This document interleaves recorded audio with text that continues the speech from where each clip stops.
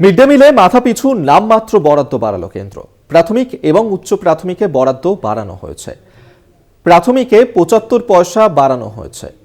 প্রাথমিকে বরাদ্দ আগে ছিল ৫.৪৫ টাকা, বাড়িয়ে করা হলো ৬.১৯ টাকা।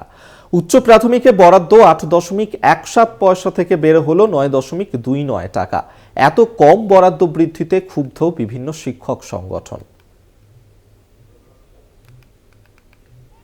কারা চালান এবং রাজ্যে কারা শিশুদের সম্পর্কে সচেতন এ সম্পর্কে যথেষ্ট সন্দেহের অবকাশ আছে যে তারা আদৌ দেশবাসীদের কোনো মঙ্গল চান কিনা, বা এই কোমলমতি ছাত্রছাত্রীদের প্রকৃতপক্ষে কোনো উন্নতির জন্য তারা কোনো নিদান দিতে পারেন কিনা। এরকম নির্লজ্জ